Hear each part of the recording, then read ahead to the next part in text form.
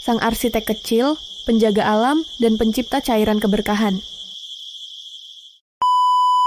Assalamualaikum warahmatullahi wabarakatuh.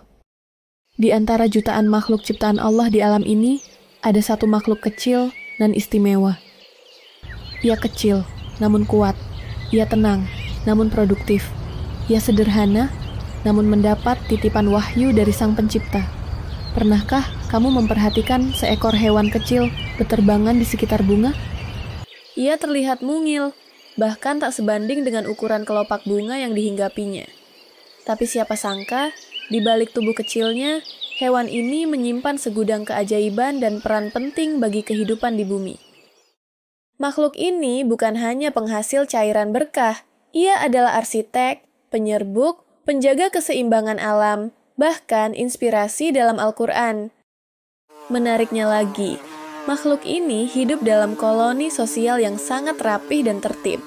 Mungkin lebih tertib dari kehidupan koloni manusia. Benar sekali, hewan mungil itu adalah lebah. Tahukah kamu, di dunia ini, terdapat lebih dari 20.000 spesies lebah.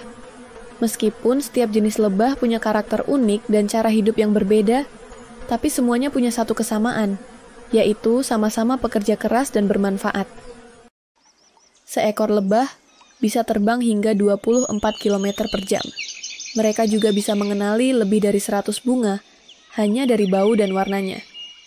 Dalam satu perjalanan saja, seekor lebah bisa mengunjungi ratusan bunga, lalu kembali ke sarangnya tanpa tersesat, karena Allah telah membekali mereka dengan kemampuan navigasi yang luar biasa, bahkan bisa lebih hebat dari GPS.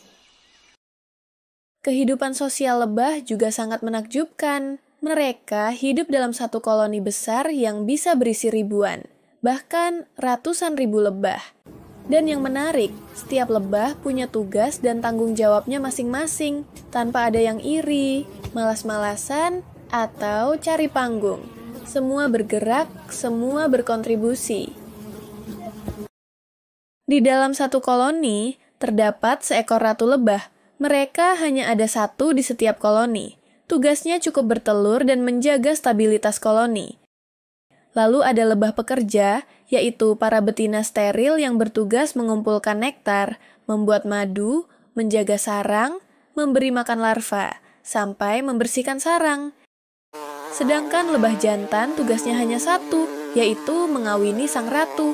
Setelah itu, mereka mati. Sistem kerja lebah begitu rapi dan teratur. Mereka hidup penuh harmoni, saling mendukung, tanpa konflik, dan tidak ada perebutan tahta maupun jabatan. Nggak heran, saking rapihnya, sarang lebah menjadi simbol kerjasama dan ketertiban dalam banyak peradaban. Meski terlihat jinak, lebah punya sistem pertahanan diri yang luar biasa. Jika sarangnya terancam, lebah pekerja akan menyerang musuh dengan sengatnya. Tapi tahu nggak, saat menyengat, lebah bisa kehilangan sengatnya dan mati seketika. Artinya, mereka rela mengorbankan diri demi melindungi rumah dan koloninya. Ada juga lebah yang tidak menyengat, seperti lebah trigona. Tapi bukan berarti mereka tak bisa melawan. Mereka akan menggigit dengan kuat dan meninggalkan bau khas untuk memberi sinyal bahaya kepada lebah lain. Sungguh, lebah telah mengajarkan kita tentang loyalitas, keberanian, dan pengorbanan untuk saling menjaga. Masya Allah. Dan yang paling menakjubkan, dari perut mereka muncullah suatu keajaiban, cairan emas yang penuh keberkahan, yaitu madu. Ia bukan hanya manis, tapi juga obat. Dalam hadis, Rasulullah Shallallahu Alaihi Wasallam bersabda, gunakanlah dua penyembuh, madu dan Al-Quran. Hadis riwayat Ibnu Majah. Penelitian modern membuktikan madu mengandung lebih dari 200 zat aktif. Ia bersifat antibakteri, antioksidan, antiinflamasi, dan membantu regenerasi sel. Madu juga digunakan untuk mengobati luka, sakit tenggorokan, bahkan membantu sistem imun. Masya Allah. Apa yang Allah sebut sebagai obat bagi manusia, akhirnya dibuktikan oleh sains ribuan tahun kemudian. Akan tetapi, lebah bukan cuma sekedar penghasil madu. Mereka juga penyerbuk alami yang sangat penting bagi tumbuhan. Lebih dari 75% tanaman pangan dunia bergantung pada penyerbukan, dan lebah adalah salah satu penyerbuk terbaik. Tanpa lebah, produksi buah, sayur, dan biji-bijian bisa menurun drastis.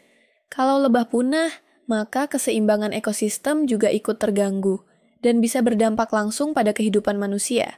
Makanya, lebah juga sering disebut sebagai penjaga kehidupan. Lebah juga menjadi salah satu hewan yang diabadikan sebagai nama surat di dalam Al-Quran, yaitu surat An-Nahl, surat ke-16. Di dalam surah An-Nahl ayat 68-69, Allah berfirman yang artinya, "Dan Tuhanmu mewahyukan kepada lebah, buatlah sarang-sarang di bukit-bukit, di pohon-pohon, dan di tempat-tempat yang dibuat manusia. Lalu makanlah dari segala macam buah-buahan, dan tempuhlah jalan Tuhanmu yang telah dimudahkan. Dari perutnya keluar minuman, madu, yang bermacam-macam warnanya. Di dalamnya terdapat obat yang menyembuhkan bagi manusia. Sesungguhnya pada yang demikian itu terdapat tanda-tanda kebesaran Allah bagi orang-orang yang berpikir." Masya Allah, lebah bukan hanya pembuat madu, tetapi juga menjadi salah satu tanda kebesaran Allah. Dari lebah, kita belajar banyak hal tentang kehidupan. Yang pertama, disiplin dan amanah. Lebah bekerja tanpa henti. Ia tahu tugasnya dan menjalankan amanah tanpa mengeluh kepada Sang Pencipta. Kedua, mengambil yang baik, menghasilkan yang baik. Lebah hanya mengambil nektar dari bunga, merupakan sesuatu yang bersih, dan mengubahnya menjadi madu, yang bermanfaat bagi manusia. Dan yang ketiga, tidak merusak. Ketika lebah hinggap di bunga, ia tak merusaknya. Begitu pula seorang mukmin sejati seharusnya hadir dimanapun membawa manfaat, bukan kerusakan. Rasulullah Shallallahu Alaihi Wasallam bersabda, perumpamaan orang mukmin adalah seperti lebah. Jika ia makan yang baik. Jika ia mengeluarkan sesuatu, ia mengeluarkan yang baik. Jika ia berdiri di atas sesuatu, ia tidak merusaknya. Hadis riwayat Ahmad. Bayangkan, seekor lebah, hewan kecil, namun berperan besar, dan tidak pernah lalai menjalankan tugas-tugasnya. Sementara kita manusia, makhluk yang katanya paling mulia, sering lalai, sering malas, sering lupa akan tugas kita di bumi ini. Di tengah dunia yang makin individualistis, lebah hadir sebagai guru sunyi yang tak banyak bicara, tapi penuh makna. Jadilah seperti lebah. Ia adalah guru, juga teladan akhlak. Hidup sederhana, tapi bermanfaat. Tidak merusak, tapi memperbaiki. Mengambil yang baik, lalu menyebarkan kebaikan. Dalam diamnya, lebah mengajarkan kesungguhan. Dalam sunyinya, ia membawa pelajaran keteladanan. Semoga kita semua bisa menjadi seperti lebah. Kecil, tapi bermanfaat. Karena Allah tak menilai dari besar kecilnya tubuh, tapi dari besar kecilnya iman, ketaatan, dan manfaat yang bisa dirasakan sesama. Subhanakallahumma wa bihamdika, asyhadu an la ilaha illa anta, astaghfiruka wa atubu ilaik. Wassalamualaikum warahmatullahi wabarakatuh.